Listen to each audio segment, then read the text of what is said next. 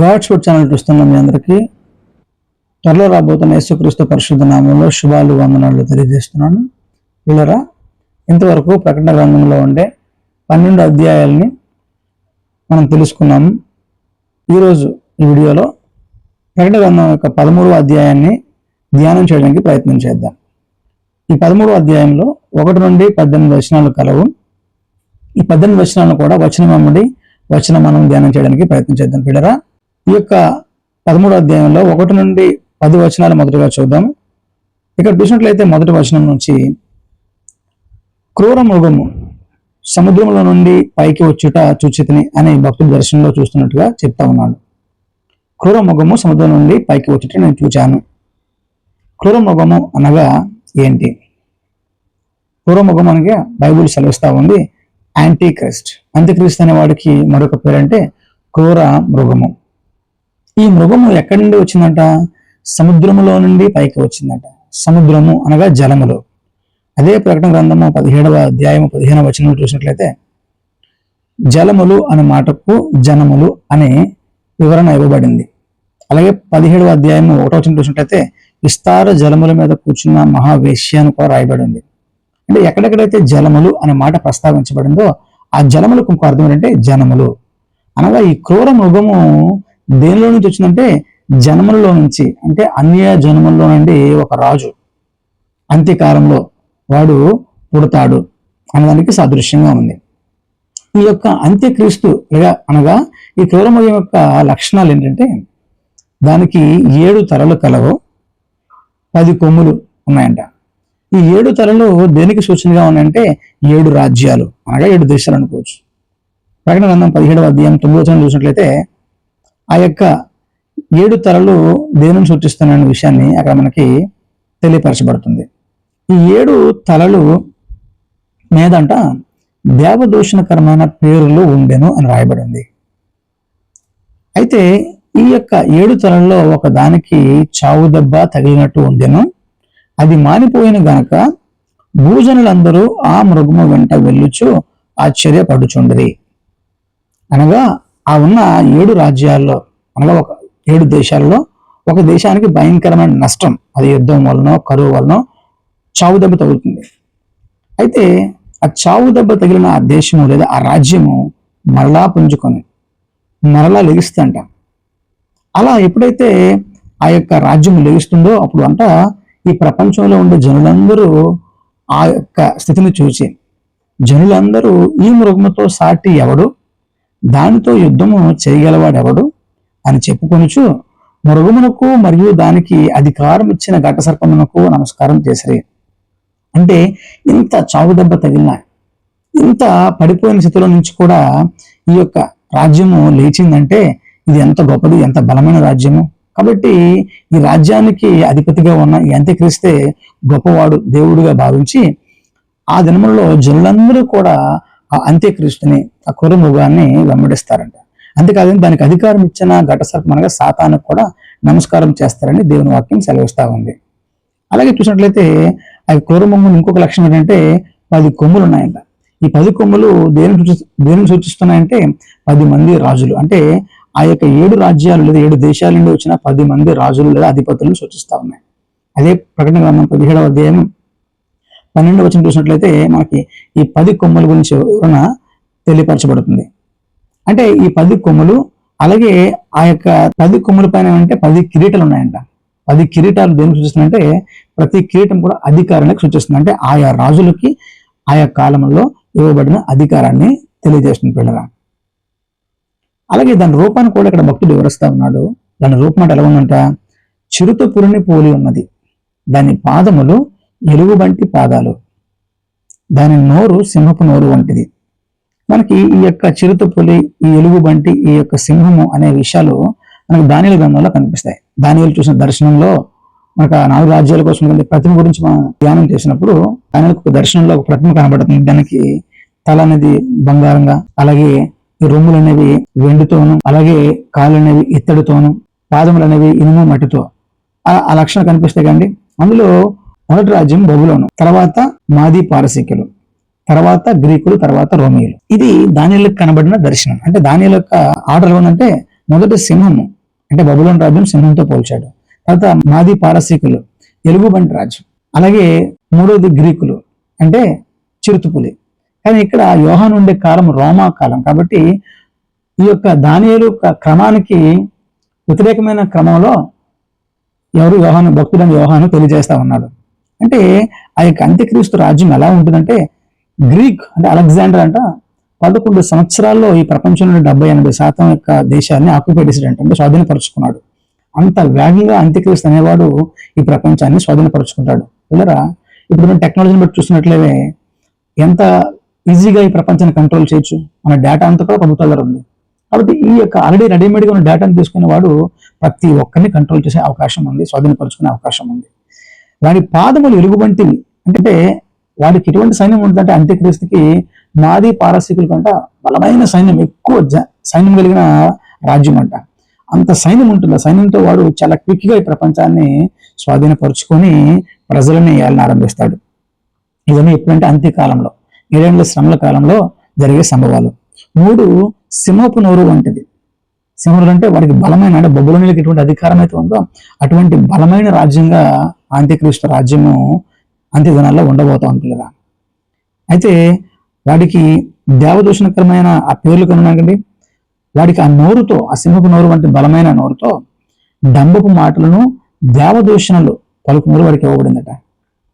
అంటే వాడు సృష్టికర్తను దూషిస్తాడు. సృష్టికర్త నమ్మిన ప్రలోక నివాసులు విశ్వాసుల మీద వాడు దాడి చేస్తాడు. ఎంతకాలం వాడికి అధికారం ఇవ్వబడిందంట? 42 నెలలు ఆ కార్యము జరుపుకున్న అధికారము వానికి ఏర్పాటైన. చూడండి, 3.5 years వాడు ఇష్టం వచ్చినట్లు చేయడానికి వాడికి అధికారం ఇవ్వబడింది, నిర్ణయించబడింది.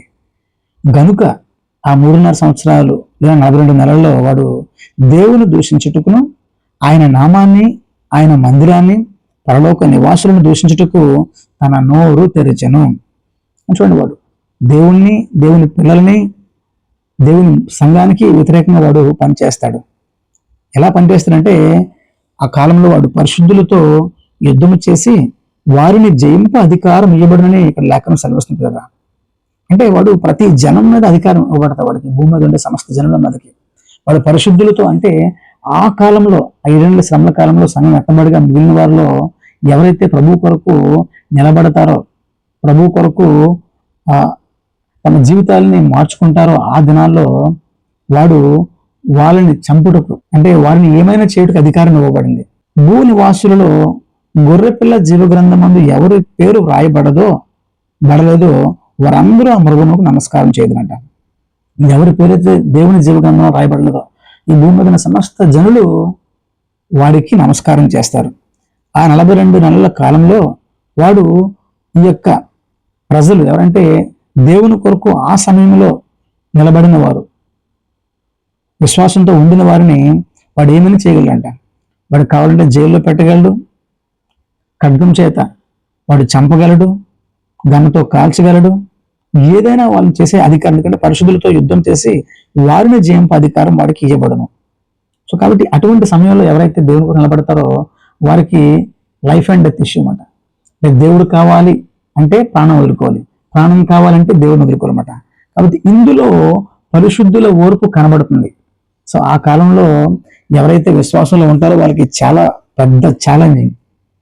అంటే ప్రాణానికి మరణానికి ఎదురీతి వారి విశ్వాసం నిలబడితే కానీ నిలబడలేరు. ఎందుకంటే ఆ కాలంలో అంత్యక్రీస్తు అనేవాడు వారిని హతం చేసే అధికారం ఉంది, జైల్లో పెట్టే అధికారం ఉంది, సమస్తం వాడు ఏమైనా చేసే అధికారము ఏర్పాటైంది. ఎంతకాలం అంటే 42 నెలలు. ఇవన్నీ కూడా మనకి 1 నుండి 10 వచనముల లేఖన భాగంలో మనకు కనిపిస్తున్నాయి పిల్లరా. అలాగే 11 నుండి 18 వచనాలు చూసినట్లయితే 11 నుంచి 18 వచనాలు, వేరొక క్రూర మృగం భూమిలో నుండి వచ్చుట చూచితిని. చూడండి, 1 నుండి 10 వచనాల్లో మనకి ఒక క్రూర మృగము సముద్రం నుండి పైకి వచ్చింది, అంటే అన్ని జనుల నుంచి వచ్చిన వాడు అంత్యక్రీస్తు. ఇక్కడ వేరొక క్రూర మృగము భూమిలో నుండి వచ్చుట చూచితిని. అంటే భూమి అంటే ప్రామిస్డ్ ల్యాండ్, దేవుడు వాగ్దానం చేసిన భూమి ఏదండి? ఇప్పుడు ఇజ్రాయేల్, పాలస్తీనా భూభాగం కూడా భూభాగం అంతా ఏంటి వాగ్దాన భూమి అంటారు. ఆ యొక్క భూమి నుండి వచ్చిన వాడు, అంటే యాజకుల నుంచి అంటే ఇజ్రాయేల్ నుంచి వచ్చిన ఒక ప్రవక్త అయి ఉండొచ్చు. ఎలా ఉంటుంది అంటే ఈ యొక్క క్రూర ముఖము అంటే వీడు దేనికి సాదృశ్యం అంటే అబద్ధ ప్రవక్త, అంత్యక్రీస్తు సహకరించే అబద్ధ ప్రవక్తకి సాదృశ్యంగా ఈ క్రూర ముఖం ఉంది. వీనికి గొర్రెపిల్ల వంటి 2 కొమ్ములు ఉన్నాయంట. అంటే చూడడానికి వీడు క్రీస్తు వల్లే కనబడతాడు. బయట రూపమేమో చూడండి చాలా సాధువుగా మృదువుగా యాజకుని వల్లే కనబడతాడు, ప్రభు వల్లే మంచి మాటలు.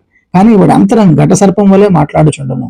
కానీ వాడు అంతరం చూడండి, దేవుడు అడగండి, గొర్రెల చర్మ కప్పుకొని వస్తున్న తోడేళ్ళని అంటాడు. అంటే వాళ్ళ హృదయంలో తోడేలైతే బయటకు మాత్రం గొర్రెలే కనిపిస్తారు. అలాగే ఈ యొక్క అబద్ధ ప్రవక్త వాడు చూడడానికి క్రీస్తు వల్లే చాలా బోధకులు కనబడతాడు, కానీ వాడు తోడేళ్ళు. ఆ యొక్క అబద్ధ ప్రవక్త అంట ఆ యొక్క అంత్యక్రీస్తు చేస్తున్న క్రియలు వంటూ చేస్తున్నట. అంత్యక్రీస్తు ఎటువంటి పాపిష్టి క్రియలు దుర్మార్గులు చేసి ఉన్నాడో వాడు చేసిన క్రియలు వీడు చేస్తున్నాడట. అంతేకాకుండా గొప్ప సూచనలు చేస్తున్నాడట. ఆకాశం నుండి అగ్నిని రప్పిస్తున్నాడు, అంటే ఏలియా వల్ల అద్భుతం చేస్తున్నాడు. తద్వారా ప్రజలు మోసపరుస్తాడు అనమాట. అంటే ఎప్పుడైతే ఆకాశం నుండి అగ్ని కురిపిస్తాడో జనులందరూ కూడా దైవ సంభూతుడు, దేవుని ఆత్మ కలిగిన వాడు అని చెప్పేసి ఆ యొక్క అబద్ధ ప్రవక్తని వెంబడిస్తాడంట. ఈ అబద్ధ ప్రవక్త ఏం చేస్తాడంటే ఆ యొక్క అంత్యక్రీస్తు యొక్క ప్రతిమను చేయమని ఈ జనుల్లో ప్రేరేపిస్తాడంట. అంటే విగ్రహం చేయండి అంటాడు. అంతేకాదు కానీ ఆ చేసిన విగ్రహానికి ప్రాణాన్ని ఇస్తాడంట. ప్రాణాన్ని కాదు కానీ మాట్లాడే అధికారం ఇస్తాడంట. చూడు, విగ్రహం చేయమంటాడు, చేసిన తర్వాత ప్రాణం ఇచ్చి దానికి మాట్లాడే నోరు స్వభావం ఇస్తాడు. ఆ తర్వాత ఆ మృగానికి మీరు నమస్కరించాలి అని బలవంతం చేస్తాడంట. ఎవరైనా ఆ మృగానికి నమస్కరించకపోతే, అంటే ఆ యొక్క విగ్రహానికి నమస్కరించకపోతే వారిని చంపివేస్తాడంట.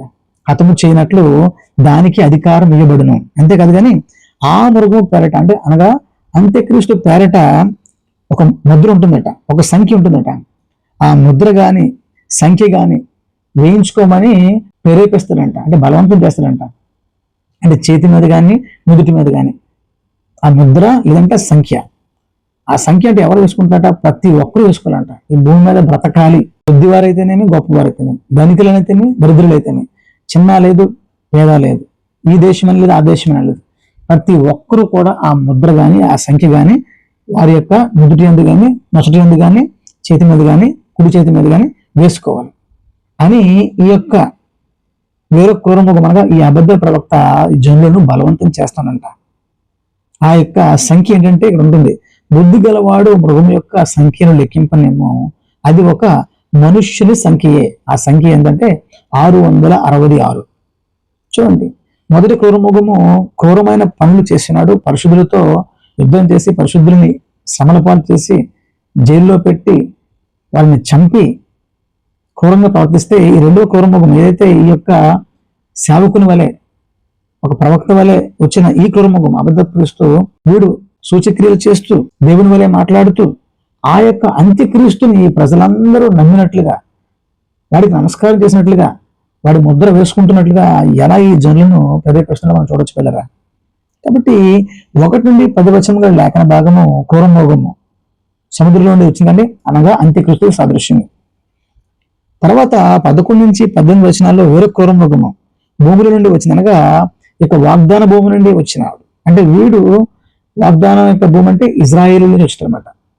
మొదటి వాడేమో అన్ని జనుల నుంచి వస్తాడు అంత్యక్రీస్తు అనేవాడు, వీడు వాగ్దాన భూముల నుంచి ఇజ్రాయేల్ నుంచి వచ్చిన వాడు కనిపిస్తున్నాడు. కాబట్టి వీరిద్దరు గురించి ఈ యొక్క ప్రకటన గ్రంథం 13వ అధ్యాయం 1 నుంచి 18 వచ్చిన లేఖన భాగంలో మనకు స్పష్టంగా కనిపిస్తుంది.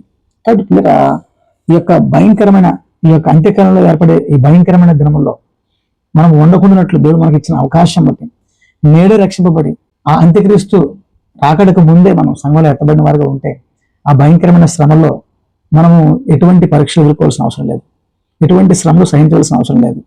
కాబట్టి బైబిల్ సెలవిస్తుంది నేడే రక్షణ దినం. కాబట్టి ఈరోజే మన రక్షణ పొందడానికి మన హృదయాల్ని మనం సిద్ధపరచుకుందాం. అటువంటి కృప దేవుడు మనందరికీ దయచేయను గాక. దేవుడి మాటలు మన హృదయంలో దీవించి ఆశీర్వదించును గాక. ఆమేన్.